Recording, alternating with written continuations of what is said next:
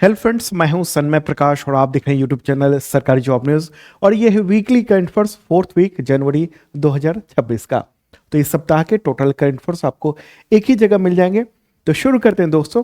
और सबसे पहले क्या करेंगे हम लोग, ये तो फोर्थ वीक का है करंट अफेयर्स, लेकिन इससे पहले वाला नहीं, थर्ड वीक का जो करंट अफेयर्स आया था और उसमें मैंने शार्प लर्निंग ऐप पे टेस्ट लिया था तमाम स्टूडेंट्स का। तो उसके रिजल्ट दिखाता हूँ मैं। टॉप 10 जो स्टूडेंट आए हैं उन सब के नाम देखते हैं। तो बेहतरीन परफॉर्मेंस करने वाले जो स्टूडेंट्स हैं उनका नाम और कुछ हिडन नंबर भी दे रहे हैं, ताकि क्योंकि एक नाम से कई लोग होते हैं ना, तो आप अपने आप को पहचान सकें। तो पहला स्थान प्राप्त किया है मोहनीश कुमार और सुनील ने। दूसरा स्थान है मनीष पांडे और अजीत ने प्राप्त किया है। तीसरा रंजित वर्मा और राहुल दुग्गल। चौथा स्थान है आशीष मीना और आर्य कुमार का। पांचवा स्थान प्राप्त किया है पिंटू कुमार और आदित्य कुमार ने। ठीक है। छठा स्थान है जितेंद्र प्रसाद यादव और सूर्य पटेल का। सातवां स्थान है संदीप कुमार और मिनहाज अंसारी का। आठवां स्थान है दीपक कुमार सिंह और विक्रम कुमार। नौवां स्थान है आयुष श्रीवास्तव और रवीश कुमार। और 10th स्थान प्राप्त किया है महेश कुमार और सुनील कुमार। हजारों हजारों स्टूडेंट ने टेस्ट दिया था थर्ड वीक का। तो उनमें से अब तक जिन लोगों ने टेस्ट दिया है उन सबका रिजल्ट ये रहा। ठीक है। और मुझे पूरी उम्मीद है कि जो ये फोर्थ वीक का करंट अफेयर्स मैं आपको बताने जा रहा हूँ, तो उसका भी टेस्ट आप जरूर देंगे शार्प लर्निंग ऐप पर। जिन लोगों ने मेंबरशिप लिया हुआ है करंट अफेयर्स का या फिर कोई कोर्स परचेज किया हुआ है, वो टेस्ट दे सकते हैं शार्प लर्निंग ऐप पर। तो शुरू करते हैं दोस्तों अब फोर्थ वीक का करंट अफेयर्स। और सबसे पहले बात करेंगे स्वास्थ्य बीमारी इन सबसे रिलेटेड, क्योंकि इस बार ना बहुत सारे टॉपिक्स हैं। आपको 26 जनवरी इस बार थी, यानी गणतंत्र दिवस। पद्म अवार्ड इस बार दिए गए हैं। बड़ा एग्रीमेंट हुआ है भारत और यूरोपीय यूनियन के बीच में। इसके अलावा कई सारे महत्वपूर्ण टॉपिक्स हैं। अगर हम देखें, आर्थिक सर्वे आया है आपको बजट से पहले, तो ये सब कुछ देंगे। तो इस टॉपिक पर देखते हैं, फिर अगले टॉपिक चलेंगे। तो प्रश्न यहाँ पर होगा, किस राज्य ने तंबाकू और निकोटीन से बने उत्पादों की बिक्री पर पूरी तरह से प्रतिबंध लगा दिया है? आंसर होगा ओडिशा। ठीक है। हालांकि इस प्रतिबंध में एक चीज शामिल नहीं है, वो है आपका सिगरेट और बीड़ी। ठीक है। इसके अलावा जैसे गुटखा हो गया, पान मसाला हो गया, जर्दा हो गया, खैनी हो गया, तो सभी जो तंबाकू से रिलेटेड, निकोटीन से रिलेटेड हैं, वो सब बैन कर दिए गए हैं वहाँ पर उड़ीसा में। क्यों? क्योंकि वहाँ आपको पता ही है कि तंबाकू के उत्पाद या उससे कैंसर और बहुत सारी बीमारियां होती हैं। अब आगे बढ़ते हैं और हम बात करेंगे क्या, इवेंट यानी घटना, दुर्घटना, आयोजन, इन सबसे रिलेटेड। तो आयोजन है महत्वपूर्ण, तो वो कौन सा है? 26 जनवरी का गणतंत्र दिवस। तो उससे रिलेटेड भी क्वेश्चन लेंगे। 26 जनवरी 2026 को कौन सा वहाँ गणतंत्र दिवस मनाएगा? 77वां गणतंत्र दिवस मनाएगा। भारत के संविधान की जो उसको जो लागू किया गया था, भारतीय संविधान को, 26 जनवरी 1950 को। तो हम इस बार 77वां गणतंत्र दिवस मना रहे हैं। ठीक है। दिल्ली में मुख्य कार्यक्रम आयोजित किया गया, वहां पर कर्तव्य पथ पर। अगला क्वेश्चन, 77वें गणतंत्र दिवस समारोह की थीम क्या थी? वंदे मातरम के 150 साल, अंग्रेजी में कहेंगे 150 ईयर्स ऑफ वंदे मातरम। ठीक है। वंदे मातरम के रचयिता कौन थे? वो थे बंकिम चंद्र चटर्जी। तो उन्होंने जो रचना की थी उसके 150 वर्ष हो चुके हैं, जो कि भारत का राष्ट्रगीत है। आगे बढ़ते हैं। अगला क्वेश्चन, 77वें गणतंत्र दिवस समारोह के चीफ गेस्ट कौन थे? आंसर होगा उर्सुला वॉन डेर लियन। ये कौन है? इधर वाली, ये है यूरोपीय कमीशन की प्रेसिडेंट उर्सुला वॉन डेर लियन। और इस तरफ देख रहे हैं, उनका नाम क्या है? उनका नाम है एंटोनियो कोस्टा। वो यूरोपीय काउंसिल के अध्यक्ष हैं। तो पहली बार यूरोपीय यूनियन से भारत में जो है ना, वो चीफ गेस्ट के तौर पर कोई आया था। यूरोपीय यूनियन पूरा एक तरह से उसके जो प्रमुख पद पर लोग हैं वो चीफ गेस्ट बने थे। देखिए, यूरोपीय यूनियन के जो सदस्य हैं उसके तो राष्ट्राध्यक्ष चीफ गेस्ट बन चुके थे, जैसे मैक्रोन बने थे, उससे पहले और भी कई सारे। लेकिन यूरोपीय यूनियन का जो हेड है वो अभी तक नहीं बना था। ठीक है। चलिए आगे बढ़ते हैं और अगला प्रश्न लेंगे हम लोग। और हाँ, उससे पहले कुछ लिस्ट है, ठीक है, कि अब तक है, मतलब पिछले कुछ 8-10 सालों का देख ले, क्योंकि एग्जामिनेशन में पूछा जाता है। तो अभी तो यूरोपीय कमीशन के अध्यक्ष उर्सुला वॉन डेर लियन और यूरोपीय काउंसिल के अध्यक्ष एंटोनियो कोस्टा थे। उससे पहले 2025 में इंडोनेशिया के राष्ट्रपति प्रबोवो सुबियांटो, 2024 में फ्रांस के राष्ट्रपति इमैनुअल मैक्रोन, 2023 में मिस्र के राष्ट्रपति अब्देल फतह अल सीसी, 2021-22 में कोई नहीं था क्योंकि कोविड-19 महामारी की वजह से बुलाया नहीं गया था किसी को। 2020 में ब्राज़ील के तत्कालीन जो राष्ट्रपति थे जायर बोल्सोनारो, 2019 में दक्षिण अफ्रीका के राष्ट्रपति सिरिल रामाफोसा, 2018 में सभी 10 आसियान देशों के नेता थे, 2017 में यूएई के राष्ट्रपति, 2016 में तत्कालीन फ्रांसीसी राष्ट्रपति फ्रांसवा ओलांद, 2015 में अमेरिकी राष्ट्रपति बराक ओबामा। तो ये सब चीफ गेस्ट रह चुके हैं। इससे पहले भी लिस्ट है, लेकिन इतना आप याद रखेंगे तो आपका काम चल जाएगा एग्जामिनेशन के लिए। अगला क्वेश्चन, 77वें गणतंत्र दिवस परेड समारोह में भारतीय राष्ट्रपति द्रौपदी मुर्मू और जो चीफ गेस्ट थे उर्सुला वॉन डेर लियन और एंटोनियो कोस्टा, तो उन्होंने कर्तव्य पथ तक इनमें से किसकी सवारी की? क्या होगा आंसर इसका? इसका आंसर होगा घोड़े से खींची जाने वाली ऐतिहासिक बग्घी। तो ये पारंपरिक ये बग्घी है, उसमें बैठकर ये तीनों पहुंचे थे, जो फोटोग्राफ देख भी रहे हैं आप। और ये बहुत ही मतलब ऐतिहासिक है। क्यों? क्योंकि इस चीज़ को लेकर भारत और पाकिस्तान के बीच में टशन हो गई थी कि ये नहीं है, हम लेंगे आज़ादी के बाद बंटवारे के समय। तो उसके बाद फिर टॉस से ये बग्घी जो है ना भारत को मिली थी। अगला क्वेश्चन लेते हैं हम लोग महत्वपूर्ण। 77वें गणतंत्र दिवस परेड समारोह में किस विदेशी सैन्य दल ने कर्तव्य पथ पर परेड में हिस्सा लिया? आंसर होगा यूरोपीय यूनियन।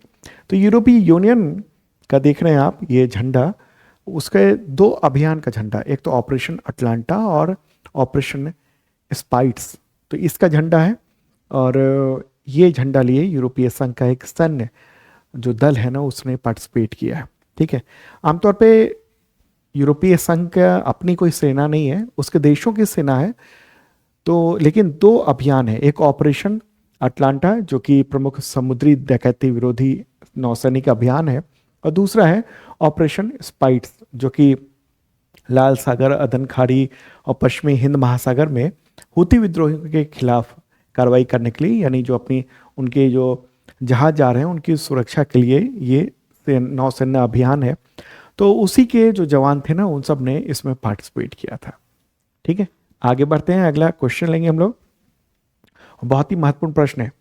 77वें गणतंत्र दिवस परेड समारोह में पहली बार किस हाइपरसोनिक मिसाइल का प्रदर्शन किया गया भारत के द्वारा? आंसर होगा LRASHM यानी long range anti ship hypersonic missile.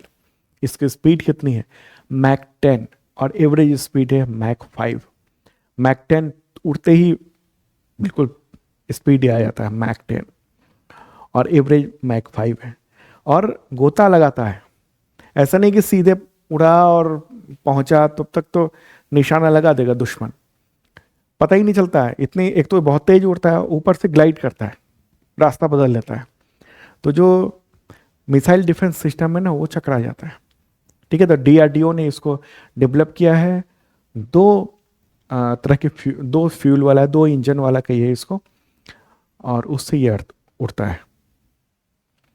Bharat भी इस रेस में आ गया है सामने में, हाइपरसोनिक मिसाइल के रेस में।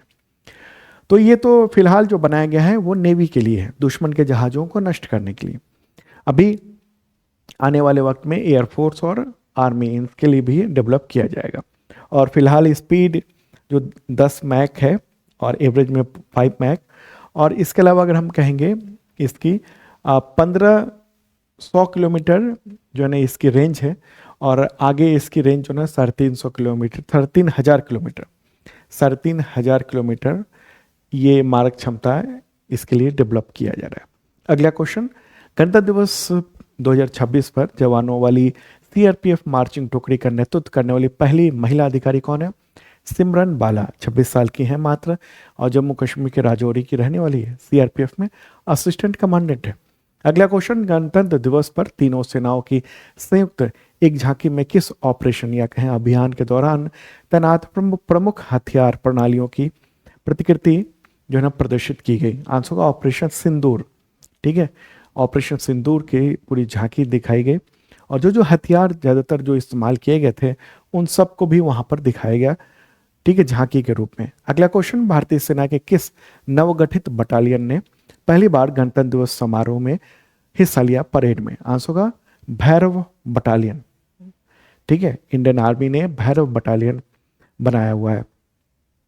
और लद्दाख का जो 2 कुबड़ वाला जो ऊंट है ना, उसने भी इसमें पार्टिसिपेट किया है। अब आगे बढ़ते हैं और इकोनॉमिक एक्टिविटीज से रिलेटेड महत्वपूर्ण क्वेश्चंस लेते हैं। और सबसे पहले हम इकोनॉमिक एक्टिविटी में बात करेंगे किस चीज़ की? वो बात करेंगे आर्थिक सर्वेक्षण 2025-26, जो कि निर्मला सीतारमण वित्त मंत्री उन्होंने संसद में पेश किया है बजट से ठीक पहले। आर्थिक सर्वेक्षण यानी इकोनॉमिक सर्वे 2025-26 के अनुसार वित्त वर्ष 2026-27 में जीडीपी ग्रोथ रेट क्या रहने का अनुमान है? क्या होगा इसका आंसर?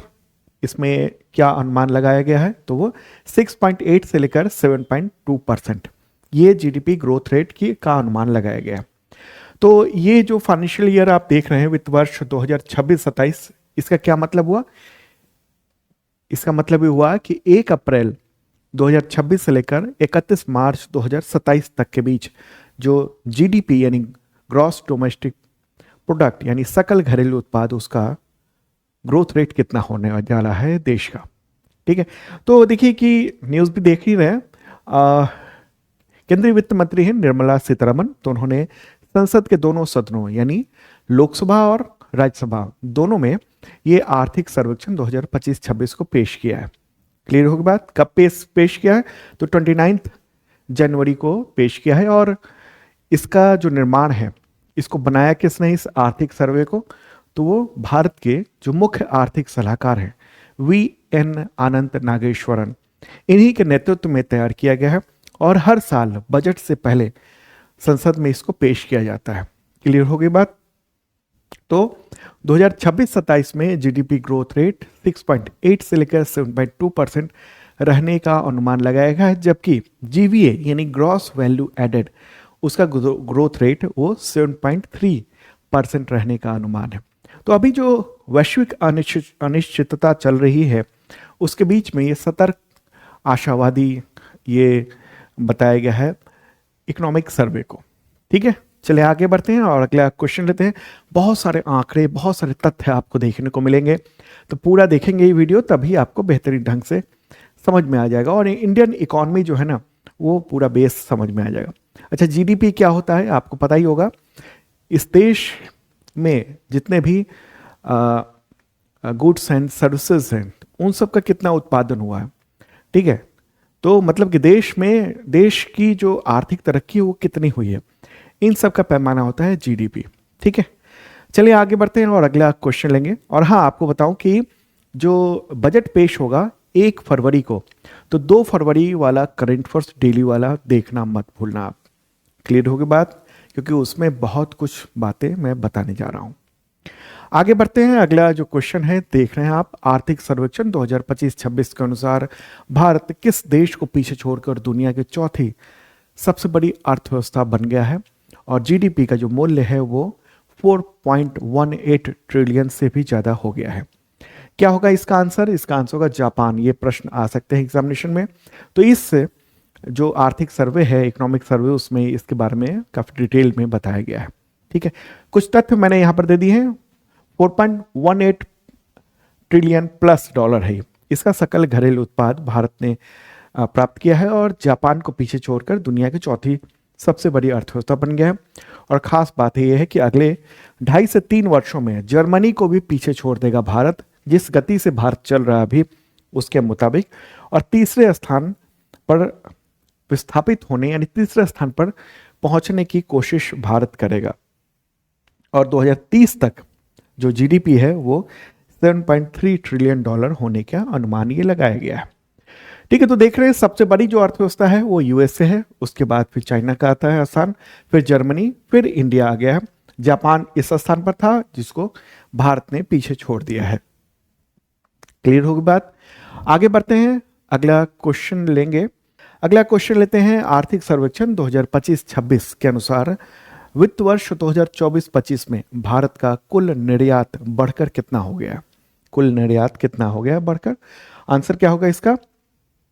$825.3 बिलियन। ठीक है।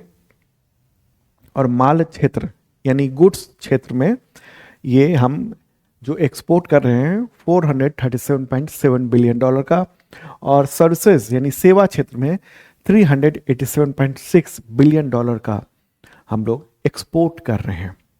ठीक है। तो भारत का जो कुल निर्यात है वो रिकॉर्ड रहा है। कब? तो 2024-25 के दौरान। ठीक है। तो ये है जो डेटा गवर्नमेंट ने इस इकोनॉमिक सर्वे में जारी किया है। ओके। तो ये एक महत्वपूर्ण बात है। और साथ में एक और चीज़ देख लीजिए कि पिछले वर्ष की तुलना में 6.1% की वृद्धि दर्ज की गई है। और जो निर्यात है, ग्लोबल जो एक्सपोर्ट होता है, दुनिया भर में हर देश कुछ ना कुछ एक्सपोर्ट कर रहा है, तो उसमें भारत का जो स्थान है ना वो 1.8% हो गया है। भारत का जो हिस्सा है वो 1.8% ये बढ़कर हो गया है। ठीक है। तो एक महत्वपूर्ण बात है। और एक इसी के साथ की रेमिटेंस यानी प्रेषण, यानी जो प्रवासी भारत के बाहर रहते हैं तो वो जो रकम भेजते हैं उसका सबसे बड़ा प्राप्तकर्ता भारत है। अभी भी लगातार कई सालों से बना हुआ है।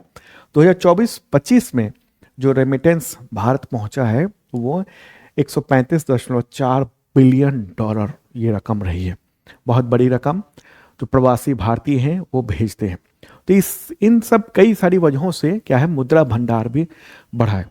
तो 16 जनवरी 2026 तक का जो आंकड़ा दिया गया है इस इकोनॉमिक सर्वे में, उसके मुताबिक जो हमारा फॉरेक्स रिजर्व है, विदेशी मुद्रा जो है, वो रिजर्व बढ़कर 701.4 अरब डॉलर इतना हो गया है बढ़कर। ठीक है। और ये भारत के खर्च का कितना है? तो ये 11 महीने के आयात और 94% बाहरी लोन को कवर करने के लिए पर्याप्त है, इतना है। ठीक है। और भारत में इस दौरान खाद्यान्न उत्पादन भी अच्छा खासा हुआ है। चावल, गेहूं, मक्का और मोटे जो अनाज है उसका उत्पादन की वृद्धि हुई है।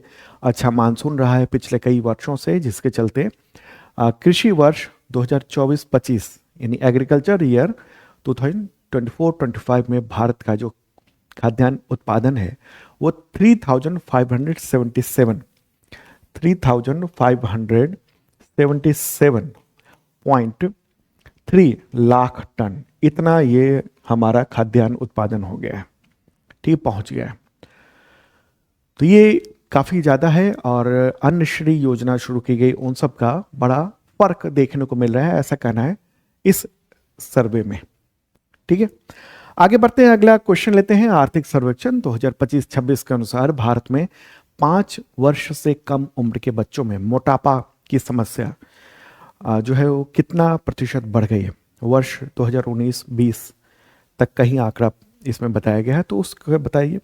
आंसर क्या होगा? 3.4%। जो 5 वर्ष से कम उम्र के जो बच्चे हैं उनमें उनके 3.4% बच्चों में ये मोटापा देखने को मिल रहा है, ये है। और बहुत ही कठोर कुछ सुझाव दिए गए हैं इकोनॉमिक सर्वे में। ठीक है। क्या क्या है? पहले तो कुछ आंकड़े देख लीजिए आप।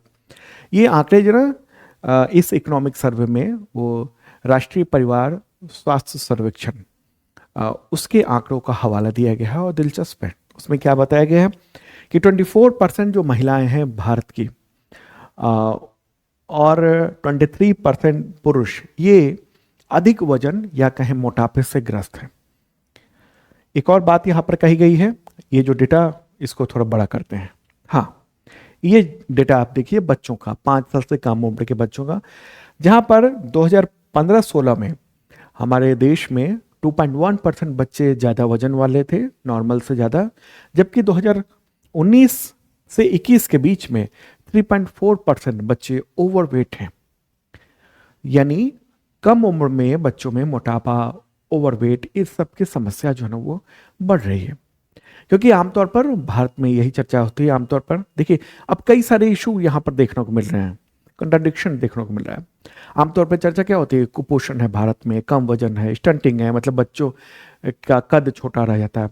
लेकिन अब इसके साथ साथ ओवर न्यूट्रिशन यानी अत्यधिक पोषण की समस्या वो सामने देखने को मिल रही है। यानी भारत जो है ना double burden of mall nutrition इसको झेल रहा है। एक तरफ बच्चे कमजोर हैं तो दूसरी तरफ बच्चे जरूरत से ज्यादा मोटे हो रहे हैं। ठीक है, और इसका सामाजिक स्वास्थ्य पर असर है। मतलब ये क्यों है? ये खान पान, मतलब हमारी जो जीवन शैली है, एक तो 64% उसकी वो जिम्मेदार है, और 68% जो है ना जिम्मेदार है गलत खान पान का, जंक फूड। ये बहुत बड़ी वजह देखने को मिली है, शहरी लाइफ स्टाइल, ये सब।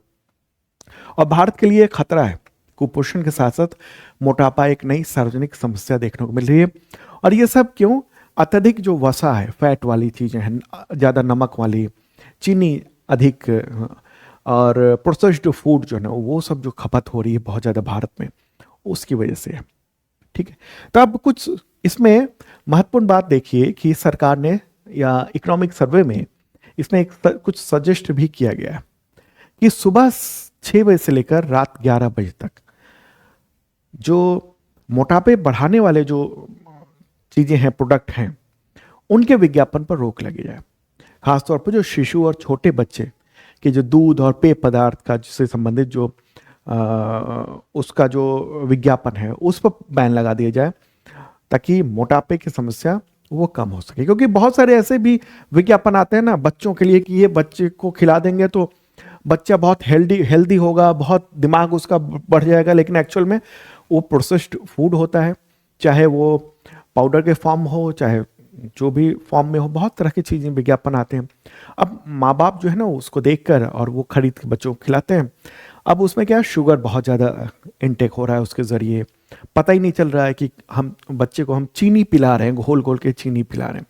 मतलब 23%, 30%, यहाँ तक 40% तक कई सारे जो ड्रिंक्स हैं, इसके अलावा जो पाउडर हैं, जो बच्चों को माँ बाप मिला कर पिलाते हैं कि हमारा बच्चा जो है सेहतमंद होगा, एक्चुअल में उससे मोटापा और बहुत सारी दिक्कतें बढ़ती हैं। खैर चलिए आगे बढ़ते हैं, थोड़ा लंबा हो गया इस मुद्दे पर। अब कुछ देखते हैं जो अन्य महत्वपूर्ण तथ्य हैं उसके बारे में भी चर्चा कर लेते हैं। लेकिन उससे पहले बताऊं कि इसका पीडीएफ अवेलेबल है शार्प लर्निंग ऐप पर। शार्प लर्निंग ऐप पर वहाँ डेली का पीडीएफ तो फ्री होता है, लेकिन अगर आप weekly, monthly, quarterly, yearly PDF लेना चाहते हैं, टेस्ट देना चाहते हैं, वीडियो देखना चाहते हैं, वो आपको मेंबरशिप के जरिए मिल जाएगा। 2 तरह के मेंबरशिप प्लान है, एक बेसिक मेंबरशिप प्लान है और दूसरा है IAS PCS membership plan. Current affairs का अभी कुछ छूट भी चल रही है, तो बहुत जल्दी खत्म हो जाएगा 1-2 दिन में, तो फ़ायदा उठा सकते हैं आप इस छूट का। शार्प लर्निंग ऐप आपको मिल जाएगा गूगल प्ले पर, ठीक है, या फिर सन में प्रकाश सर्च कर लें या शार्प लर्निंग सर्च कर लें, और इसके ज़रिए आपको weekly, monthly, quarterly, yearly test, PDF, ये सब चीज़ आपको मिलेंगे। आगे बढ़ते हैं, और बहुत सारे महत्वपूर्ण आंकड़े दिए गए हैं आर्थिक सर्वेक्षण में, इन सब चीज़ों को भी हम समझते हैं। एक तो काफ़ी चर्चा होती ना AI की, यानी आर्टिफिशियल इंटेलिजेंस की, और भारत आर्टिफिशियल इंटेलिजेंस में पिछड़ रहा है। तो अब इसको इस सर्वे में एक तरह से इसको पॉजिटिव रूप दिखाने की कोशिश की गई है।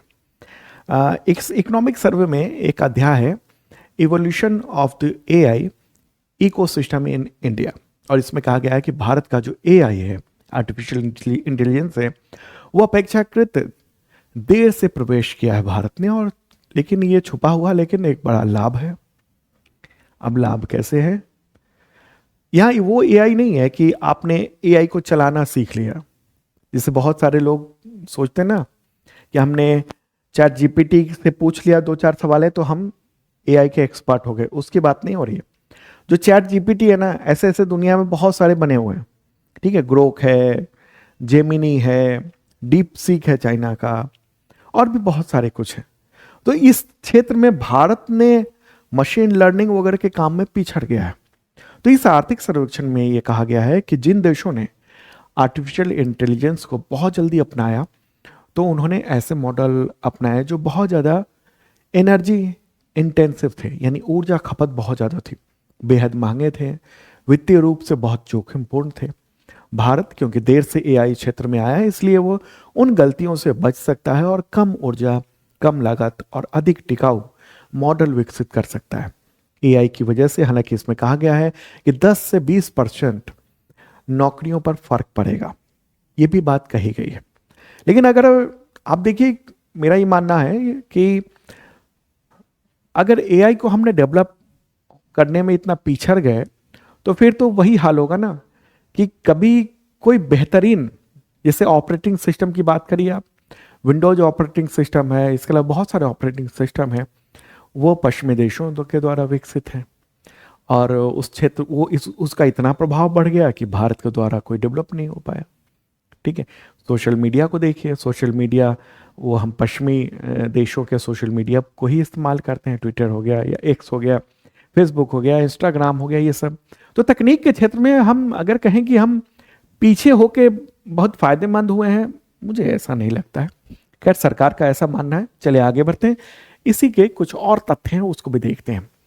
इकोनॉमिक सर्वे में ये बात क्या कही गई है कि जो प्रधानमंत्री जनधन बैंक खाते हैं, उसके खाते जो है ना वो काफ़ी संख्या में बढ़े। टोटल जो संख्या हो गई है अब, वो हो गई है 55.02 करोड़ बैंक खाते हो गए हैं मार्च 2025 तक टोटल। इनमें ग्रामीण जो प्रधानमंत्री जनधन योजना के खाते हैं वो 36.63 करोड़ ये हो गए हैं।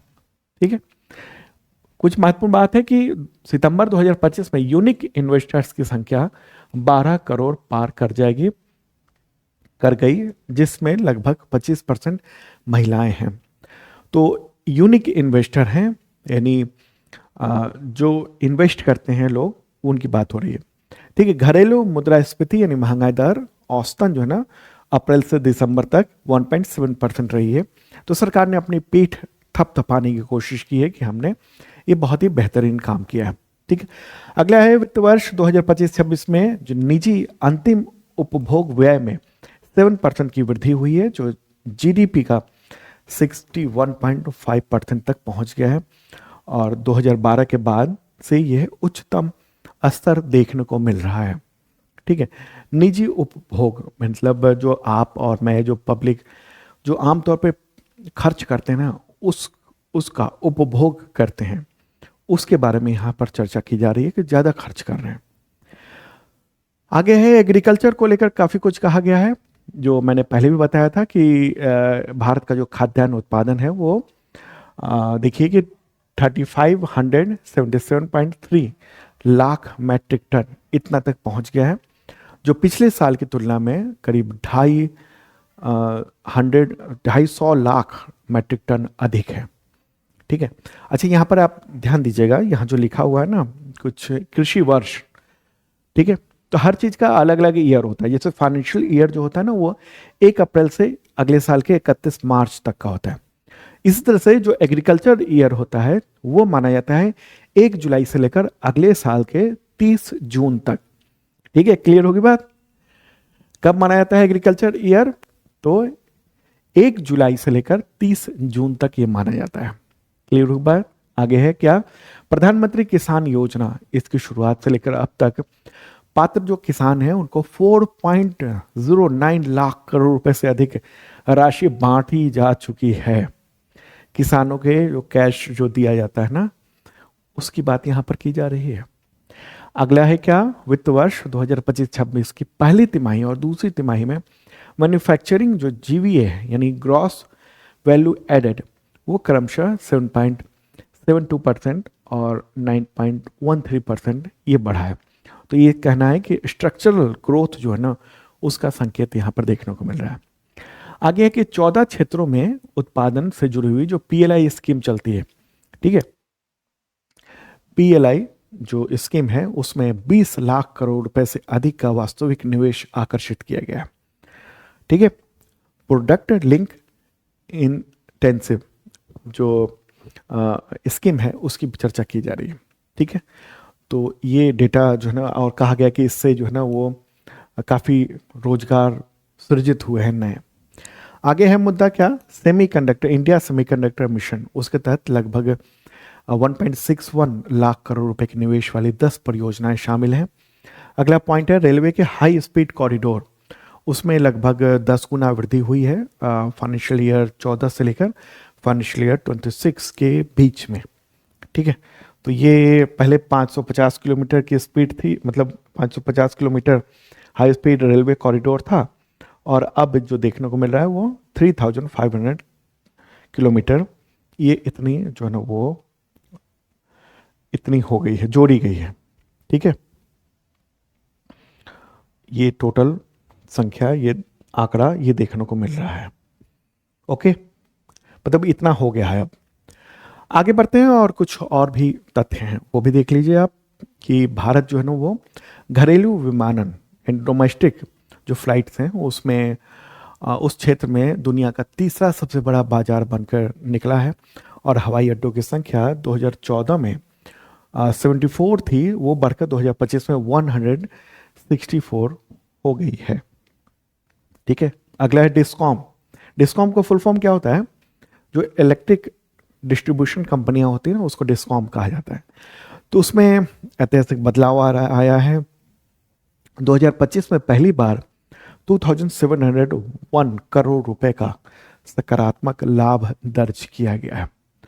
ठीक है, तो लाभ होता था, बहुत सारे डिस्कॉम कंपनियां घाटे में रहती थी, सरकार उसकी पूर्ति करती थी, लेकिन अब कहना है फायदे में देखने को मिल रहा है। ओके, और ये भी कहा गया कि जो रिन्यूएबल एनर्जी है ना, यानी नवीनीकरणीय ऊर्जा, उसके इंस्टॉल्ड सोलर कैपेसिटी भारत में वैश्विक स्तर पर तीसरा स्थान प्राप्त कर लिया है भारत में। ठीक है, देखिए ये सब तथ्य कितने महत्वपूर्ण है। इंस्टॉल्ड जो कैपेसिटी है उसमें तीसरा स्थान पे है भारत। अगला क्या है? प्राथमिक, उच्च और माध्यमिक स्तरों पर जो सकल नामांकन अनुपात है वो 90.9, 90.3 और 78.7 है, ये भी डेटा कहा गया है। क्लियर हो गई बात? और भी कई सारी चीज़ें कही गई हैं, बताई गई हैं, जैसे भारत ने ना स्पाडेक्स यानी ऑटोनोमस सैटेलाइट डॉकिंग, यानी जो अंतरिक्ष में दो सैटेलाइट है उसको जोड़ देना फिर उसको अलग कर देना, इसको स्पाडेक्स कहते हैं। तो ऐसा करने वाला भारत चौथा देश बन गया है। ठीक है, तो ये कई सारी महत्वपूर्ण चीज़ें हैं। और भी कुछ चीज़ें हैं, जैसे दुनिया में अभी अनिश्चितता का वातावरण है, माहौल है, ऐसे में आत्मनिर्भर भारत बहुत ज़रूरी है। ठीक है, सरकारी कर्ज को लेकर भी चिंता जताई गई है इस इकोनॉमिक सर्वे में, कि ये कहा गया है कि राजकोषीय घाटे को कम करने का लक्ष्य जो ना वो कोशिश की जा रही है।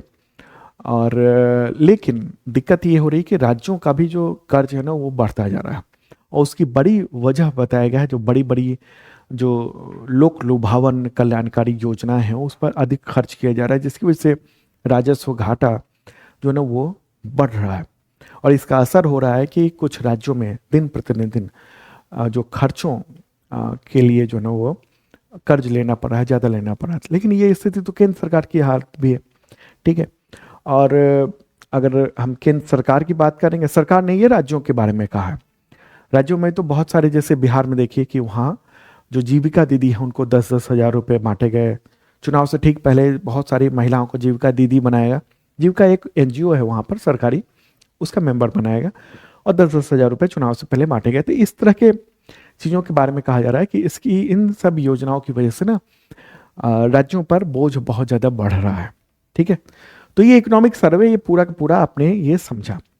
अगला क्वेश्चन लेते हैं, भारत और यूरोपीय यूनियन के बीच में जनवरी 2026 में किस तरह का ट्रेड एग्रीमेंट पर बातचीत पूरे होने की घोषणा हुई है? आंसर होगा एफटीए यानी फ्री ट्रेड एग्रीमेंट। करीब 2 दशकों से अधिक समय तक ये बातचीत हुई है फ्री ट्रेड एग्रीमेंट पर, और आखिरकार 27 जनवरी को फाइनल बातचीत हो गई।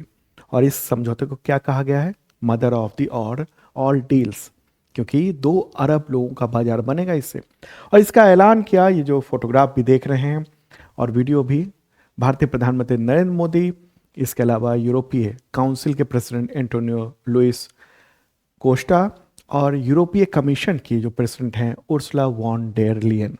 ठीक है, तो इस डील के तहत भारत को यूरोपीय यूनियन में बहुत सारी चीज़ों पर करीब 90.7% एक्सपोर्ट पर टैरिफ नहीं लगेगा, मुक्त टैरिफ हो जाएगा। और ये भारत की सबसे बड़ी ट्रेड डील है। ठीक है, यूरोपीय यूनियन क्या है? 27 देशों का एक राजनीतिक और आर्थिक संघ है। उद्देश्य है शांति, साझा व्यापार, सहयोग, इन सबको बढ़ावा देना। और इसमें से ज़्यादातर जो देश हैं वो मुद्रा के रूप में यूरो को चलाते हैं। कुछ देश अपने मुद्रा भी चलाते हैं, लेकिन हालांकि लिमिटेड है। ठीक है, तो ये एफटीए पर, इन फ्री ट्रेड एग्रीमेंट पर बातचीत चल रही थी बहुत लंबे समय से, और आखिरकार ये ट्रेड एग्रीमेंट हो गया है। तो क्या क्या इसमें खास बात है? एक तो मैंने बताया आपको 90.7% एक्सपोर्ट पर टैरिफ खत्म हो जाएगा।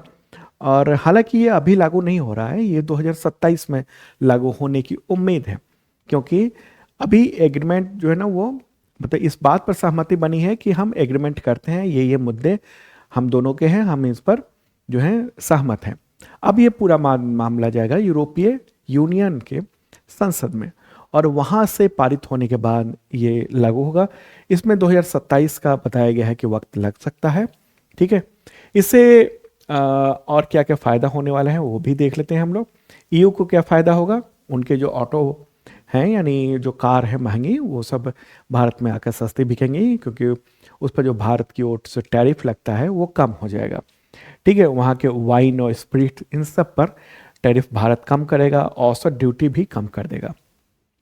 भारत को क्या फ़ायदा होने वाला है? बेसलाइन टैरिफ जो है ना वो कम हो जाएगा। वो अभी जो टैरिफ लगता है उससे या तो बिल्कुल ख़त्म हो जाएगा या मिनिमम हो जाएगा। ज़्यादातर textile, apparel, leather, footwear, gems engineering, electronics, chemical, इन सब पर जीरो टैरिफ के आसपास लगेगा। बिजनेस जो सर्विसेज हैं, एक्टिविटी हैं, वो आसान हो जाएंगी। ठीक है, तो ये है महत्वपूर्ण बातें। ठीक है, हालांकि एक चीज़ है जो कि यूरोपीय यूनियन का जो कार्बन बॉर्डर टैक्स है, वो उस पर छूट नहीं मिलेगी, ऐसा कहना है, क्योंकि ऐसे उत्पाद जिसके बनाने में बहुत ज़्यादा कार्बन एमिशन होता है, कार्बन उत्सर्जन होता है, उस पर यूरोप ने 2026 से ही, इस साल से टैक्स लगा दिया है काफ़ी कुछ। तो उसने कहा है कि हम टैक्स तो ये रखेंगे, ये वाला कार्बन बॉर्डर टैक्स जो होगा वो, जिसको कहते हैं CBAM। ये भी याद रखिएगा, क्योंकि एग्जामिनेशन में इस तरह के चीज़ें पूछे जाएंगे कि कार्बन टैक्स किसने लगाया है, जो कि चर्चा में रहा है, भारत और उस देश के या उस यूनियन के जो ट्रेड एग्रीमेंट है उसके सिलसिले में। तो पूरा नाम है कार्बन बॉर्डर एडजस्टमेंट मैकेनिज्म। ठीक है, तो ये है महत्वपूर्ण। हालांकि यूरोपीय यूनियन ने ये कहा है कि हम छूट तो नहीं देंगे, लेकिन अगर भविष्य में किसी भी देश को छूट दी जाती है तो आपको भी छूट दी जाएगी। अगला क्वेश्चन, भारत और यूरोपीय यूनियन के बीच में फ्री ट्रेड एग्रीमेंट यानी FTA को इनमें से किसकी उपमा दी गई है? क्या कहा गया? आंसर होगा mother of the all deals. ठीक है, mother of the all deals. क्यों? क्योंकि दुनिया का 1/3 ट्रेड इन दोनों के बीच में होगा, यानी भारत और यूरोपीय यूनियन के बीच में अभी भी होता है। तो ये ट्रेड डील हो जाएगा तो इससे और बेहतर होगा। ठीक है, ये सेकेंड और फोर्थ लार्जेस्ट इकॉनमी एक तरह से है जो आपस में ट्रेड एग्रीमेंट करने जा रही है। ओके, अगर हम देखें पिछले 6 साल में ये 7वां ट्रेड एग्रीमेंट की बात हुई है। एक तो अभी ट्रेड एग्रीमेंट है FTA, यानी भारत और EU के बीच में, यानी यूरोपीय यूनियन के बीच में, जो बातचीत फाइनल हो गई है। न्यूजीलैंड के साथ भी बातचीत फाइनल हो गई है, हालांकि उसके साथ एग्रीमेंट नहीं हुआ है, ये दिसंबर में ही ये फाइनल हुई बात। ओमान के साथ हो गया है, CEPA कहेंगे उस ट्रेड एग्रीमेंट को, 2025 में हो गया। ठीक है, यूनाइटेड किंगडम के साथ ट्रेड एग्रीमेंट पूरा हो गया। ठीक है, उसको CETA कहेंगे। एक है EFTA, ये यूरोपीय देशों का कुछ एक समूह है, तो उसके साथ भारत ने ये एग्रीमेंट किया है। ऑस्ट्रेलिया के साथ भी ट्रेड एग्रीमेंट हो चुका है, UAE के साथ भी हो चुका है, और मॉरिशस के साथ भी ट्रेड एग्रीमेंट पूरा हो चुका है। तो ये सब महत्वपूर्ण जो ट्रेड एग्रीमेंट है उन सब के लिस्ट भी है, और PDF में तो काफ़ी विस्तार में मैंने दिया है, यहाँ पर थोड़ा सा शॉर्ट बता दिया है। अब हम लोग देखते हैं कि जो 13 महत्वपूर्ण बातें हैं, जो नतीजे निकले हैं भारत और यूरोपीय यूनियन के बीच में, जो महत्वपूर्ण ये बैठक हुई, ठीक है, शिखर वार्ता भी हुई, तो उस दौरान तो क्या क्या है ये पूरी लिस्ट है। एक तो 2030 की ओर यह है कि संयुक्त रणनीतिक एजेंडा तैयार किया भारत और यूरोपीय यूनियन ने। FTA पर बातचीत की पूरी होने की घोषणा कर दी है। RBI और वहाँ का जो नियामक है उसके बीच में समझौता ज्ञापन हुआ है मुद्रा को लेकर। उन्नत टेक्नोलॉजी यानी उसको इलेक्ट्रॉनिक सिग्नेचर इन सब को मान्यता मिले एक दूसरे के बीच में, इसके लिए प्रशासनिक व्यवस्था बने, सुरक्षा और रक्षा साझेदारी इन सब पर भी बातचीत हुई है। सूचना सुरक्षा समझौता के लिए वार्ता शुरू हुई है। गतिशीलता के लिए यानी यहाँ के लोग वहाँ जाएं, वहाँ के लोग यहाँ आ सके, इसके लिए समझौता ज्ञापन पर सिग्नेचर किया गया है। भारत में कौशल गतिशीलता को बढ़ाने के लिए उद्देश्य से यूरोपीय संघ के पायलट लीग गेटवे कार्यालय की स्थापना की जाएगी, वहाँ पर स्थापना की जाएगी। आपदा जोखिम इन सब को लेकर भी बातचीत हुई है। भारत का जो एनडीएमए है और वहाँ का जो नियामक है उनके बीच में, ठीक है। ग्रीन हाइड्रोजन को लेकर टास्क फोर्स गठन करने का फैसला हुआ है। साइंस एंड टेक्नोलॉजी के को लेकर दोनों दो पक्ष हैं, दोनों एक दूसरे को सहयोग करेंगे। ओके, और इसके लिए पहले से था लेकिन उसको रिन्यूअल कर दिया गया है 5 वर्षों के लिए। इसमें भारत के होराइजन यूरोप कार्यक्रम के साथ समझौते के लिए वार्ता शुरू हुई है। और ये क्या है ना, भारत ईयू सहयोग को लेकर 4 जो है ना वो समझौते हैं। एक डिजिटल नवाचार, महिला एवं युवा कौशल केंद्र, उसकी स्थापना की जाए। एग्रीकल्चर एंड फूड जो प्रणाली है उसमें महिला किसानों को सशक्त बनाने के लिए सौर आधारित जो समाधान है उस पर बल दिया गया है। प्रारंभिक चेतावनी प्रणाली यानी जो आपदाएं आती हैं उसके पहले ही पता चल जाए, इसको लेकर ये समझौता हुआ है। अफ्रीका तथा हिंद महासागर और कैरिबियन क्षेत्रों में छोटे द्वीपीय विकासशील राज्य, मतलब यहाँ देश हुआ, वहाँ पर सौर आधारित सतत ऊर्जा परिवर्तन से संबंधित है। तो वहाँ भारत जो है ना वो सौर ऊर्जा को लेकर काम करेगा और यूरोपीय यूनियन भी उसमें मदद करेगा। तो ये सब चीज़ें जो आउटकम है वो महत्वपूर्ण निकले हैं। चलिए आगे बढ़ते हैं और अब अगले टॉपिक पर बात करेंगे, लेकिन उससे पहले बताऊं कि ये सारा पीडीएफ बहुत डिटेल में आपको मिल जाएगा शार्प लर्निंग ऐप पर। और वहाँ पर अभी एक आध दिन शायद बचा हुआ है ऑफर का, तो वो ऑफर का लाभ उठा सकते हैं। रिपब्लिक डे ऑफर का वो समाप्त होने वाला है। तो क्या है कि करंट अफेयर्स की शानदार तैयारी करना चाहते हैं तो आप मेंबरशिप प्लान ले सकते हैं। 2 तरह के मेंबरशिप प्लान है। एक बेसिक मेंबरशिप प्लान जो एसएससी, टीचर, रेलवे, पुलिस इन सब के लेवल का है। दूसरा आईएसपीसीएस लेवल का है, उसमें पीडीएफ, वीडियो, टेस्ट ये सब कुछ मिलता है, वीकली, मंथली, क्वार्टरली, ईयरली। तो जैसे यूट्यूब पर अभी केवल आपको वीडियो मिल जाएगा, लेकिन पीडीएफ वीकली वाला वो वहीं पर मिलेगा, मंथली वाला पीडीएफ वो वहीं पर मिलेगा, ईयरली पीडीएफ आपको ऐप पे ही मिलेगा। तो वो आप ये शार्प लर्निंग ऐप पर ले सकते हैं, फ़ायदा उठा सकते हैं। बहुत मामूली सा प्राइस है इसका, 1 साल तक तैयारी कराई जाती है। चलिए आगे बढ़ते हैं और अब बात करेंगे हम लोग स्पोर्ट्स यानी खेल की। बहुत सारे क्वेश्चन है इससे रिलेटेड।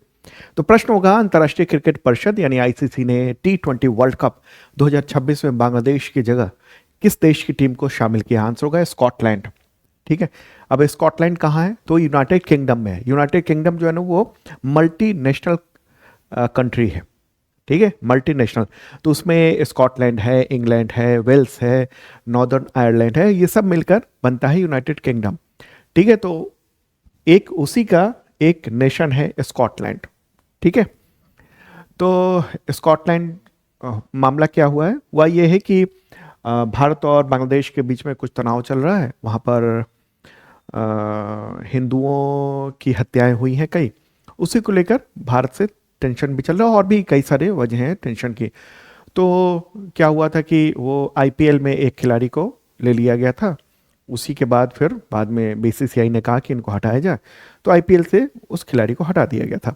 उसी के बाद उसने यानी बांग्लादेश क्रिकेट टीम ने कह दिया कि हम आईपीएल का प्रसारण अपने देश में नहीं करने देंगे, और दूसरी बात कहा कि हम भारत में नहीं खेलने जाएंगे अपनी टीम लेकर वर्ल्ड कप के लिए, T20 वर्ल्ड कप के लिए। तो उसी के बाद ये तनाव हुआ, तो फिर ये तय कर दिया गया आईसीसी के द्वारा कि बांग्लादेश की जगह हम स्कॉटलैंड को शामिल करते हैं।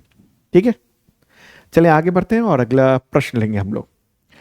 ग्रैंड स्लैम में सिंगल कैटेगरी का 400वां मैच जीतने वाले दुनिया के पहले खिलाड़ी कौन बन गए हैं? नोवाक जोकोविच बन गए हैं। सर्बिया के दिग्गज टेनिस स्टार हैं नोवाक जोकोविच। उन्होंने ये उपलब्धि 24 जनवरी 2026 को ऑस्ट्रेलियन ओपन के दौरान ये हासिल की है। अगला क्वेश्चन, महिला प्रीमियर लीग यानी WPL में शतक लगाने वाली पहली खिलाड़ी कौन बनी है? तो नेट साइवर ब्रंट, ये है मुंबई इंडियंस के लिए ये खेल रही हैं। तो 26 जनवरी को 2026 में ही उन्होंने ये जो है ना वो 100 रन बनाए, यानी शतक बनाया। ठीक है, तो मूलतः ये इंग्लैंड की हैं। आगे बढ़ते हैं और अब बात करेंगे हम लोग अवार्ड से रिलेटेड महत्वपूर्ण questions, award important.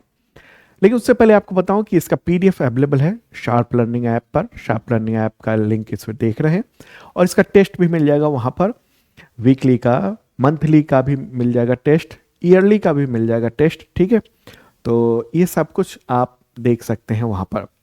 Okay, monthly का टेस्ट देना चाहते हैं जनवरी का, तो वो भी आपको वहां पर मिलेगा। ठीक है, तो और अभी कुछ ऑफर भी चल रहा है, शायद 1-2 दिन और है, तो वो समाप्त हो जाएगा, उससे पहले आप ले सकते हैं। आईस्पीसीएस मेंबरशिप है करंट अफेयर्स की तैयारी के लिए। इसमें आपको पिछले 2 सालों के कंटेंट मिलते हैं और अगले 1 साल तक कंटेंट मिलता रहता है, पीडीएफ, वीडियो और टेस्ट वगैरह सब कुछ, वीकली, मंथली, क्वार्टरली, ईयरली। तो देख सकते हैं आप, एक आईएसपीसीएस का भी मेंबरशिप प्लान है। तो sharp learning app Google play पर मिल जाएगा, या फिर गूगल प्ले पर आप सन्मय प्रकाश सर्च कर लेंगे तो ये शार्प लर्निंग ऐप आपको दिख जाएगा। तो अवार्ड से रिलेटेड महत्वपूर्ण क्वेश्चंस देख रहे हैं हम लोग, और अब हम लोग जो बात करेंगे ना, सबसे पहले वो बात करेंगे किसके, पद्म अवार्ड से रिलेटेड। केंद्र सरकार ने गणतंत्र दिवस की पूर्व संध्या पर इस अवार्ड की घोषणा कर दी है। ठीक है, तो प्रश्न यहां पर होगा कि केंद्र सरकार ने वर्ष 2026 में कितने गणमान्य लोगों को पद्म अवार्ड यानी पद्म विभूषण, पद्म भूषण और पद्मश्री दिए जाने की घोषणा की है। आंसर होगा 131। टोटल 131 है, उसमें 5 पद्म विभूषण है, 13 पद्म भूषण है और 113 पद्मश्री हैं। इस तरह से टोटल 131 हो जाता है। तो राष्ट्रपति के अप्रूवल के बाद ये अवार्ड की लिस्ट जारी की गई है, और ये अवार्ड दिए जाएंगे कब, 3-4 महीनों में ये अवार्ड दे दिए जाएंगे। अगला क्वेश्चन लेते हैं, केंद्र सरकार ने वर्ष 2026 में कितने लोगों को पद्म विभूषण अवार्ड दिए जाने की घोषणा की है? 5 लोगों को दिए जाने की घोषणा की है। ठीक है, पद्म विभूषण क्या होता है? दूसरा सर्वोच्च नागरिक सम्मान है। पहला भारत का सर्वोच्च नागरिक सम्मान क्या है? भारत रत्न है। दूसरा है पद्म विभूषण, तीसरा सर्वोच्च नागरिक सम्मान है पद्म भूषण, और चौथा सर्वोच्च नागरिक सम्मान है, कौन सा है? वो है पद्मश्री। अब सवाल ये होगा कि किन लोगों को पद्म विभूषण के लिए चुना गया है, वो कौन कौन है? तो ए और बी दोनों है, तो एक एक करके इन सबको देख लेते हैं। देखिए, धर्मेंद्र सिंह देओल कला के क्षेत्र में, पिछले साल उनका नवंबर में निधन हो गया था, और इससे पहले उनको पद्म भूषण भी मिल चुका है 2012 में। तो अब 2026 में ये देख रहे हैं फोटोग्राफ भी धर्मेंद्र को मिल रहा है। दूसरा नाम क्या है? केटी थॉमस, इनको सार्वजनिक मामले के क्षेत्र में, केरल से हैं ये, और सुप्रीम कोर्ट के पूर्व जज रह चुके हैं, इनको ये अवार्ड दिए जाने की घोषणा की गई है। तीसरा है एन राजम। ठीक है, वो कौन है? कला के क्षेत्र में, उत्तर प्रदेश से हैं और हिंदुस्तानी शास्त्रीय संगीत की प्रख्यात गायिका हैं, लेडियां और वायलिन वादक हैं, इनको दी जाने की घोषणा हुई है। चौथा नाम है पी नारायणन। ठीक है, ये शिक्षाविद हैं, केरल के हैं, वरिष्ठ पत्रकार हैं। और पांचवा नाम है वी एस अच्युतानंद, ये फोटोग्राफ है इनका, सार्वजनिक मामलों में केरल के पूर्व मुख्यमंत्री रह चुके हैं और सीनियर कम्युनिस्ट पार्टी के नेता रह चुके हैं। तो इनको मरणोपरांत ये सम्मान दिए जाने की घोषणा हुई है। अगला क्वेश्चन लेंगे, केंद्र सरकार ने कितने लोगों को पद्म भूषण अवार्ड 2026 दिए जाने की घोषणा की? टोटल 13 लोग हैं। ठीक है, 13 लोगों को दिए जाने की घोषणा की गई। अब देखते हैं हम लोग कि ये 13 कौन कौन हैं। ठीक है, तो पूरी लिस्ट यहाँ पर 13 की मेरे बगल में है, और अगर हम उसको ढंग से देखना चाहें तो सबसे पहले देखिएगा, अलका याग्निक कला के क्षेत्र में शानदार गायिका हैं, उनको यह अवार्ड दिए जाने की घोषणा की गई है।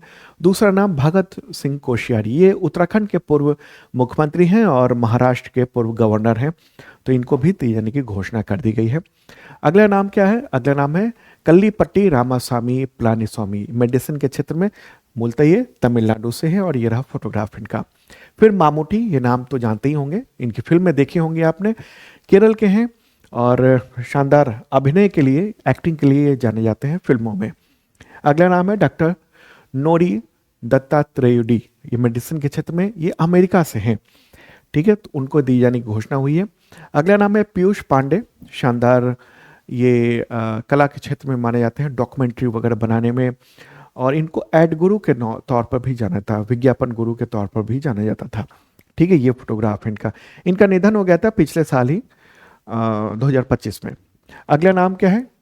SKM मैकिला नंदन, सामाजिक कार्य के क्षेत्र में तमिलनाडु से हैं ये। ठीक है, ये फोटोग्राफ इनका। अगला नाम है शतावधानी आर गणेश, और ये कला के क्षेत्र में इनको दिया जा रहा है, कर्नाटक से हैं ये। फोटोग्राफ ये रहा इनका। फिर शिबू सोरेन, मरणोपरांत ये दिया जा रहा है। झारखंड के पूर्व मुख्यमंत्री, और झारखंड को बिहार से अलग करने के जो आंदोलन है उसमें प्रमुख भूमिका उनकी रही है। उनके नेतृत्व में पूरा अभियान चला था, तो उनको दिए जाने की घोषणा हुई है झारखंड से। फोटोग्राफ ये रहा। अगला नाम है उदय कोटक, ये बड़े उद्योगपति हैं व्यापार और उद्योग के क्षेत्र में, महाराष्ट्र से। VK मल्होत्रा बीजेपी के सीनियर लीडर रहे हैं, मरणोपरांत इनको अवार्ड दिए जाने की घोषणा की गई है। अगला नाम है वेल्लापल्ली नटसन, सार्वजनिक क्षेत्र में केरल से हैं ये। और फिर है विजय अमृतराज, ये दिग्गज टेनिस खिलाड़ी हैं, भारतीय टेनिस खिलाड़ी रह चुके हैं, आजकल वो USA में रहते हैं, तो इनको दिए जाने की घोषणा की गई है। ये सारे नाम आपको याद रखने ही हैं, चाहे जैसे आप याद रखें। ठीक है, ये बहुत ही ज़रूरी है क्योंकि इससे सवाल पूछे जाएंगे आपको। ये नहीं पूछा जाएगा कि ये लिस्ट दे दिया जाएगा, ऐसा नहीं है। आपको पूछ दिया जाएगा कि बताइए मामूटी 2-4 नाम देखेंगे, इनमें से किसको मिला है, या ये भगत सिंह कोश्यारी इनको मिला है तो ये कहाँ के पूर्व मुख्यमंत्री हैं। इस तरह से भी सवाल आ सकते हैं। ठीक है, टेस्ट में मैंने ऐसे ही क्वेश्चंस बना के रख दिए हैं। ठीक है, तो मंथली वीकली ये सब टेस्ट जरूर दीजिएगा आप। अगला क्वेश्चन, केंद्र सरकार ने कितने पद्मश्री अवार्ड 2026 दिए जाने की घोषणा की है? मैंने पहले ही बताया था, इसका आंसर क्या होगा? 113, टोटल 113 लोगों को दी जाने की घोषणा की गई है। अब हम लोग लिस्ट देख लेते हैं। अब देखिए 113 हैं, तो कैसे आप याद करेंगे?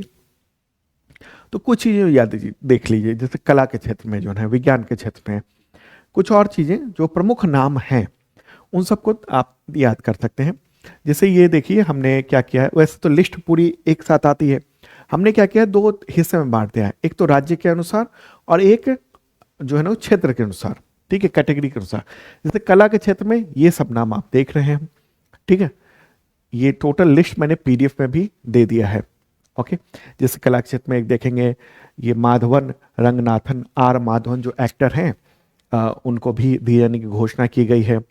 बहुत सारे नाम हैं और भी ये सब नाम है। टोटल 38 अवार्ड जो है ना वो कला के क्षेत्र में दिए जाने की घोषणा की गई है। ठीक है, सतीश शाह जो बेहतरीन एक्टर थे, मरणोपरांत उनको दिया गया है अवार्ड। ठीक है, आगे बढ़ते हैं। अब देखिए ये सामाजिक कार्य के क्षेत्र में ये पूरे नाम हैं। ठीक, सामाजिक कार्य के क्षेत्र में ये 12 लोगों को दिए जाने की घोषणा की गई है। ओके, अगला आगे बढ़ेंगे साइंस एंड टेक्नोलॉजी के क्षेत्र में, तो ये टोटल नाम है। ओके, साइंस एंड टेक्नोलॉजी है। फिर मेडिसिन यानी चिकित्सा के क्षेत्र में ये सारे नाम हैं। कुछ अमेरिका के भी, एक अमेरिका के भी हैं व्यक्ति हैं। ठीक है, प्रतीक शर्मा है नाम उनका। ओके, आगे बढ़ेंगे हम साहित्य और शिक्षा के क्षेत्र में देखेंगे, तो ये कुछ नाम हैं और कुछ और भी नाम हैं जो कि ये नाम है। टोटल 17 हैं साहित्य और शिक्षा के क्षेत्र में। इस तरह से स्पोर्ट्स के क्षेत्र में ये सब नाम है, तो ये जैसे सविता पुनिया है, इनको याद रखना है। ठीक है, खिलाड़ी हैं, रोहित शर्मा खिलाड़ी हैं, इनको याद रखना है। एक जॉर्जिया के हैं, उनको भी मिला है मरणोपरांत स्पोर्ट्स के क्षेत्र में। हरमनप्रीत कौर जानते ही आप, क्रिकेटर हैं, उनका नाम आपको याद रखना है। ठीक है, ये है व्यापार और उद्योग के क्षेत्र में, तो ये व्यापार और उद्योग के क्षेत्र में ये 3 अवार्ड दिए जाने की घोषणा की गई है पद्मश्री। सिविल सेवा के क्षेत्र में के विजय कुमार, RVS मणि। ठीक है, सार्वजनिक मामले के क्षेत्र में कविंद्र पुष्ट कायस्थ, ये मरणोपरांत दिया जा रहा है। तो ये इसके अलावा अन्य ये हैं अलग अलग क्षेत्रों में, जैसे पुरातत्व, कृषि, पशुपालन, रेडियो प्रसारण, आध्यात्म, ये सब चीज़ें हैं। अब इसको राज्यवार देख लीजिए, क्योंकि एक तो केंद्रों के जो एग्जाम होंगे उसमें कहीं से भी पूछ सकते हैं, जो चर्चित नाम है वही पूछे जाएंगे। लेकिन राज्यों के अगर एग्जामिनेशन दे रहे हैं तो उसमें इस तरह से पूछा जाएगा कि आपके राज्य में किन को मिला इनमें से। तो जैसे बिहार को देख लीजिए, 3 नाम है। भरत सिंह भारती कला के क्षेत्र में पद्मश्री, विश्व बंधु मरणोपरांत कला के क्षेत्र में पद्मश्री अवार्ड दिए जाने की घोषणा की गई है। गोपाल जी त्रिवेदी विज्ञान और इंजीनियरिंग के क्षेत्र में ये पद्मश्री अवार्ड दिए जाने की घोषणा की गई। उत्तर प्रदेश से टोटल 11 नाम है, ठीक है। पद्मश्री ही नहीं बल्कि सभी अवार्ड हैं यहां पर, ओके, ये ध्यान दीजिएगा। मैंने क्या किया ना, इसमें राज्यवार जो दिया है ना वो तीनों का दे दिया है, ठीक है। तो ये बिहार में ये 3 तो पद्मश्री ही केवल दिए गए हैं।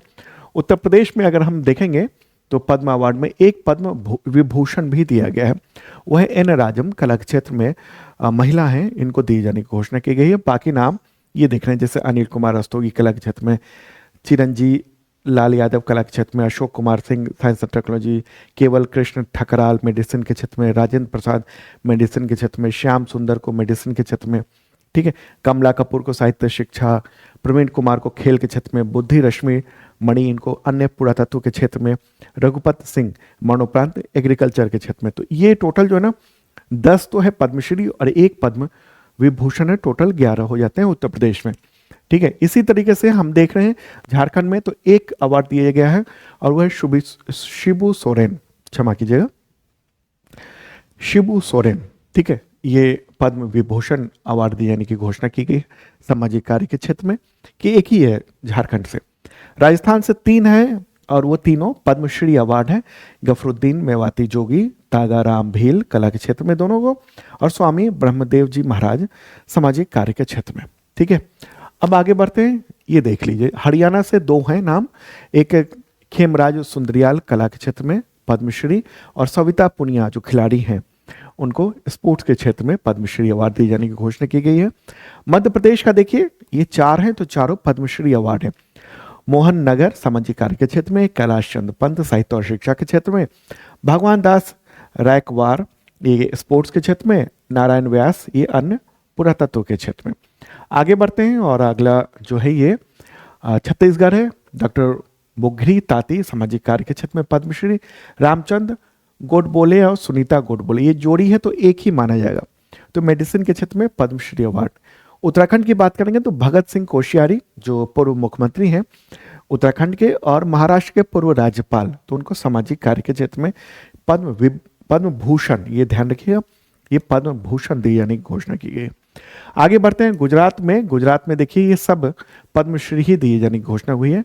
अरविंद वैद्य पद्मश्री, धर्मिक लाल चुन्नीलाल पांड्या कला के क्षेत्र में पद्मश्री, मीर हाजी भाई कसम भाई नीलेश हैं, और रति लाल ये जो है गुजरात, ठीक है। महाराष्ट्र का नाम आप देख रहे हैं, महाराष्ट्र में पद्म विभूषण जो धर्मेंद्र को दिया गया है, एक्टर धर्मेंद्र जिनका निधन हो गया था। बाकी जैसे पद्म भूषण है अलका याग्निक हैं, उदय कोटक हैं और पीयूष पांडे, ठीक है। और बाकी जो है ना पद्म श्री अवार्ड दिए जाने की घोषणा की गई है। इस तरह से ये महाराष्ट्र देख लीजिए पद्मश्री अवार्ड है यहाँ पर। हिमाचल प्रदेश का भी देख लेते हैं। हिमाचल प्रदेश में एक नाम है प्रेमलाल गौतम, पंजाब से 3 हैं बलदेव सिंह, हरमनप्रीत सिंह, संत निरंजन दास, ये पद्मश्री अवार्ड है, ठीक है। ओडिशा से देखिए ये पूरा पद्म अवार्ड है, तीनों अवार्ड की लिस्ट हम यहाँ पर एक साथ दे रहे हैं। तो ये हालांकि ओडिशा में पद्मश्री ही अवार्ड मिला है। शरद कुमार पात्रा, सीमांचल पात्रो, चरण ब्रह्म, महेंद्र कुमार मिश्रा ये साहित्य के क्षेत्र में, बाकी ऊपर कला के क्षेत्र में। इस तरह से केंद्र शासित प्रदेश का लिस्ट देख रहे हैं, ठीक है। पीडीएफ में मैंने पूरा दिया है इस तरह से। पश्चिम बंगाल का लिस्ट ये देख लीजिए, ये सारा पद्मश्री ही है। फिर आगे दूसरे राज्यों की जैसे पूर्वोत्तर का ये हो गया, ठीक है, अलग अलग राज्यों के पूर्वोत्तर के, तेलंगाना का ये हो गया, ओके, आंध्र प्रदेश का ये पूरा लिस्ट है, तमिलनाडु का ये है, ठीक है, केरल का ये देख रहे हैं आप, कर्नाटक की पूरी लिस्ट देख रहे हैं। विदेश के लोगों को भी दिया गया है पद्म अवार्ड, जैसे पद्म भूषण अवार्ड दिया गया है 2 विजय अमृतराज को स्पोर्ट्स के क्षेत्र में, हालांकि ये भारतीय ही रहे हैं, भारत की ओर से इन्होंने टेनिस खेला हुआ है, टेनिस खिलाड़ी। Doctor Norrie Dattatreya USA Padma Bhushan मिला इनको। और पद्मश्री जो है ना ये 4 हैं, Prateek Sharma medicine, doctor lords Christian coach कला के क्षेत्र में, ल्यूडी मिला विक्टोरोवना साहित्य और शिक्षा, और व्लादिमीर मेस्टवीरिश्लुई ये नाम है, तो स्पोर्ट के क्षेत्र में व्लादिमीर मेस्टवीरिश्ली, क्षमा करेंगे नाम उच्चारण में कठिन है तो इसलिए उच्चारण में गलतियां हो रही हैं। तो ये जॉर्जिया के, ठीक है। तो ये टोटल का टोटल ना पद्मश्री अवार्ड आपको देख लिया, पूरा पद्म अवार्ड भी आपका हो गया, ठीक है। तो इस तरह से कोशिश की गई कि आसानी से आपको समझ में आएगा, क्योंकि कोई चीज़ है ना बहुत लंबा एक साथ लिस्ट दे दिएगा 113 या 131 तो याद करना मुश्किल हो जाएगा।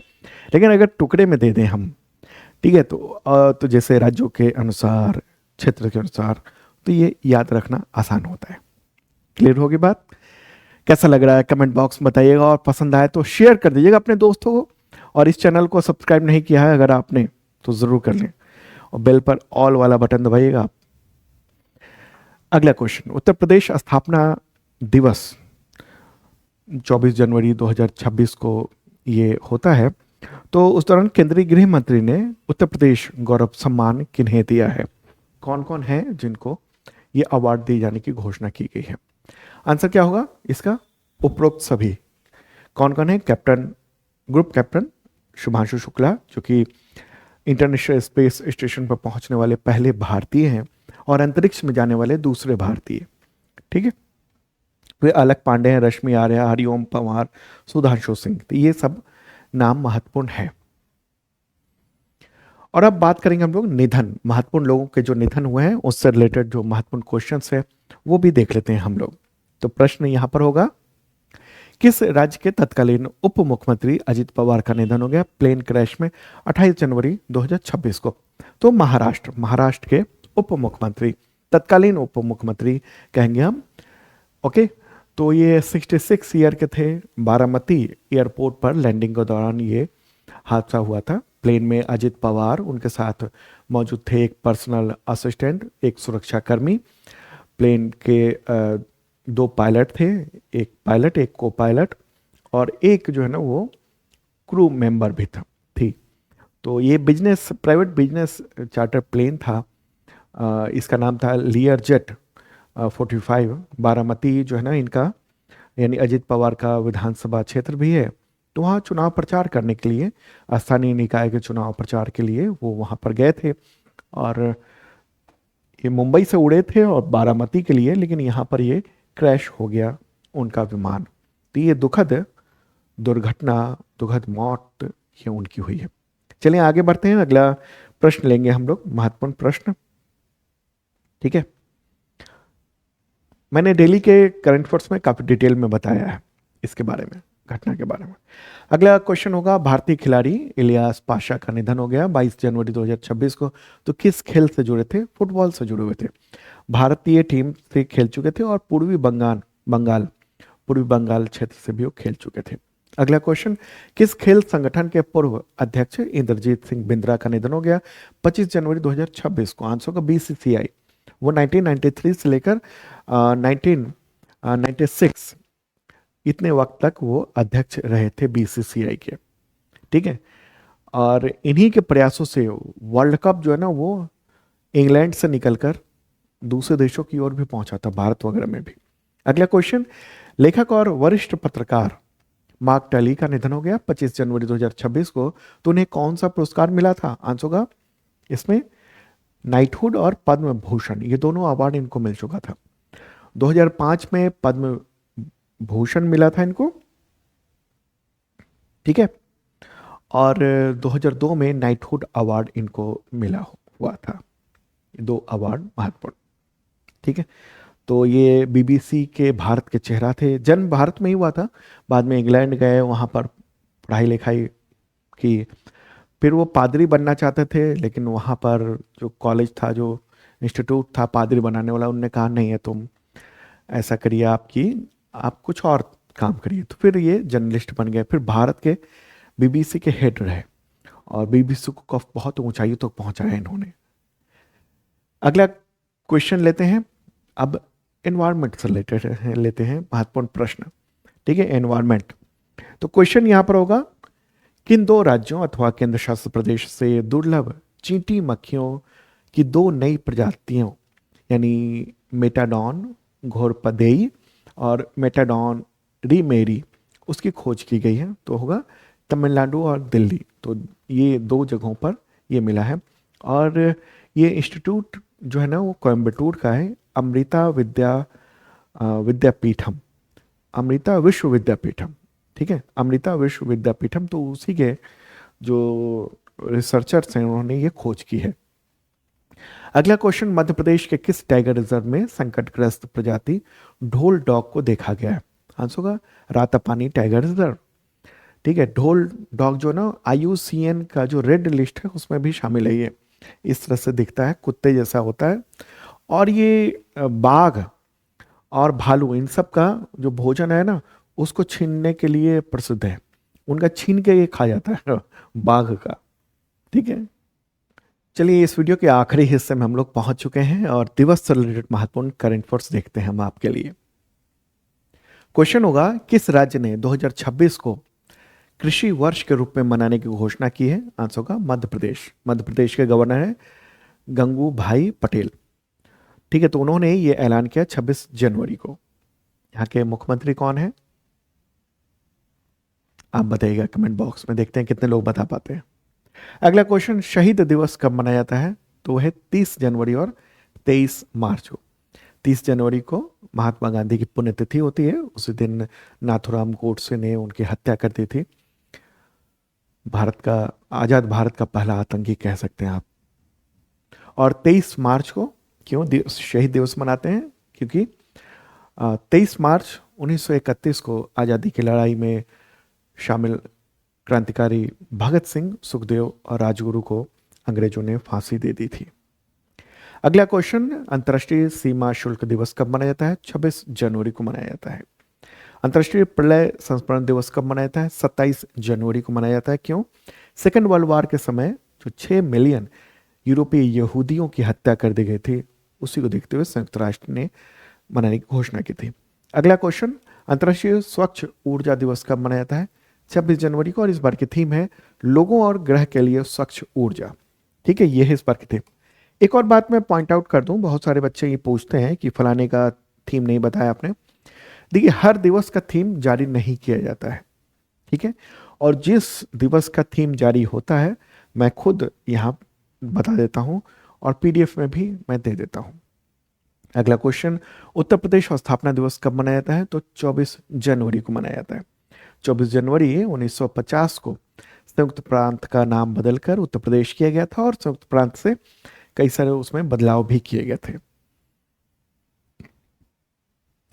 तो दोस्तों ये था इंपॉर्टेंट करंट अफेयर्स। और शार्प लर्निंग ऐप अगर आपने डाउनलोड नहीं किया तो ज़रूर करिएगा। और इस बार का जो वीकली, मंथली और पिछले साल का जो ईयरली है करंट अफेयर्स, वो टेस्ट जरूर दीजिए आप ऐप पर। ठीक है, और इसका PDF वही ले पाएंगे जिन लोगों ने मेंबरशिप लिया हुआ है करंट अफेयर्स का। तो कुछ छूट भी चल रही है, खत्म होने से पहले लाभ उठा सकते हैं आप। ओके बाय, डेली का वीडियो ही जरूर देखिए।